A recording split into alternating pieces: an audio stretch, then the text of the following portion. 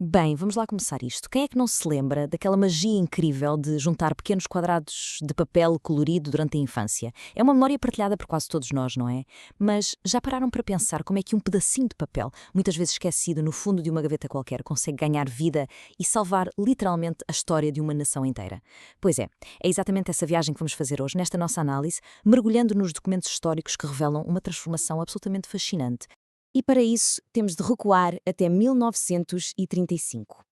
Foi exatamente neste ano, durante a primeira exposição filatélica portuguesa, ali em Lisboa, que este mundo dos selos sofreu uma revolução autêntica. E atenção, não estou a exagerar. O mais engraçado é que os próprios organizadores sabiam perfeitamente o que estavam a fazer. O prefácio do catálogo oficial da exposição faz logo questão de marcar uma posição. Eles reconhecem, e com bastante nostalgia, diga-se de passagem, aqueles momentos agradáveis e a confusão maravilhosa que era o colecionismo na juventude. Aquela ânsia de ter todos os selos do mundo. Mas ao mesmo tempo dizem, pronto, a brincadeira acaba aqui.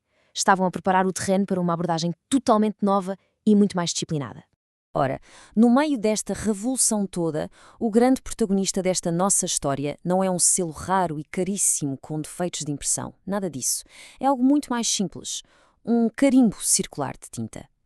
À primeira vista, sim, parece só uma mancha de correio normalíssima, mas acreditem, esta pequena marca estava prestes a tornar-se no símbolo máximo de exclusividade nesta nova era profissional. Já vamos perceber exatamente porquê. Para percebermos a dimensão disto, basta olharmos para os documentos da época. O evento não era lá uma feira de vão de escada para trocar papéis colados em cadernos. Tinha uma missão artística e cultural super oficial, apadrinhada pela própria Câmara de Lisboa. O objetivo? Promover a filatelia perante a sociedade como um verdadeiro bem cultural, algo que era, imaginem só, indispensável à nação. E claro, para profissionalizar um passatempo e torná-lo numa instituição nacional, é preciso criar regras. Regras muito rígidas. E que regras eles ditaram? A partir daquele mês de junho de 35, a documentação mostra-nos que o colecionismo passou a ser uma disciplina incrivelmente formal, estruturada e codificada até ao mais ínfimo detalhe. O regulamento, por exemplo, separou logo as águas para definir as regras do jogo. Puseram os pesos pesados de um lado, a classe oficial, com gigantes como a Administração-Geral dos Correios e a Casa da Moeda. Do outro, criaram uma separação super estrita entre os grandes colecionadores avançados, os mais jovens com menos de 17 anos e, por fim, os negociantes profissionais.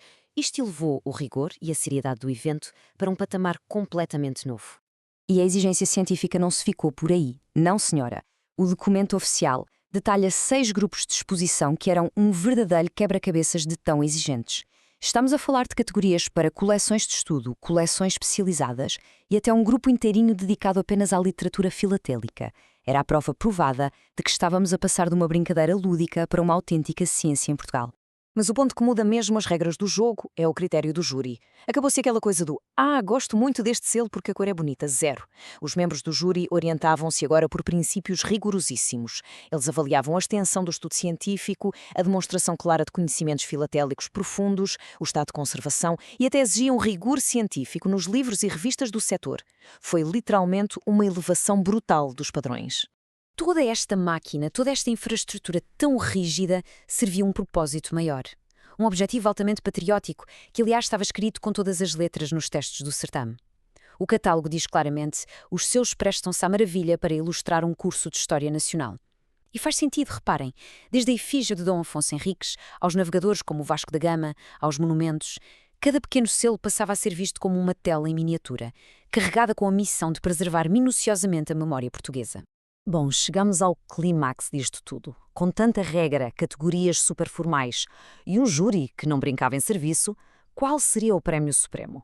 É lógico pensar que seria uma daquelas raras medalhas de ouro ou prata, não é verdade? Mas os documentos mostram-nos algo muito mais curioso. Para os verdadeiros conhecedores daquele meio, a peça mais desejada não era entregue num pódio, mas sim obtida num balcão muito específico, a própria estação postal do evento. E quem deitou achas para esta fogueira foi Luís de Sá Nogueira, uma figura incontornável ligada à organização e aos leilões de selos da altura. Ele publicou um aviso no catálogo que deixou a comunidade em alvoroço. Basicamente, ele prometeu que toda a correspondência enviada dali iria levar com um carimbo comemorativo de uso exclusivo.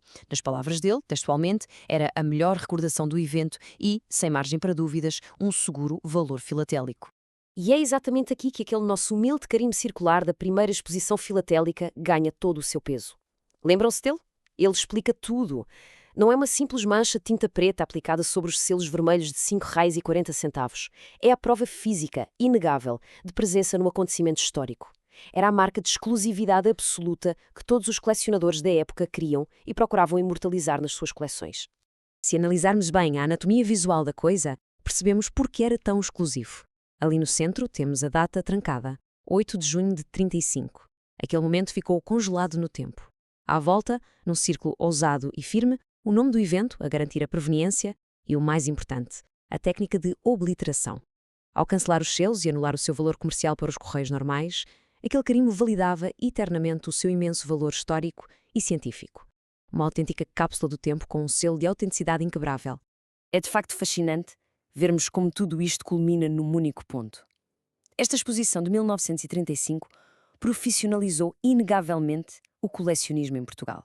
Foi exatamente este o momento de viragem, o momento em que a filatelia deixou de ser apenas um passatempo engraçado da juventude de juntar papéis bonitos, para se erguer como uma forma super rigorosa e solene de catalogar e preservar a história nacional através daquele que era, na altura, o meio de comunicação mais abrangente de todos. E para arrematarmos esta nossa análise aos documentos do passado, deixo uma pequena provocação. Se olharmos com atenção para o caso deste carimbo, a grande lição é que a riqueza não se encontra num pequeno pedaço de papel ou na tinta que o mancha, mas na história insubstituível que ali ficou gravada. Posto isto, pensem lá, que objetos simples, rotineiros e muitas vezes desvalorizados do nosso dia-a-dia estão, neste preciso momento, destinados a transformar-se nos valores históricos insubstituíveis das gerações futuras. É, sem dúvida, uma daquelas perspectivas que nos obriga a olhar para as coisas simples com outros olhos.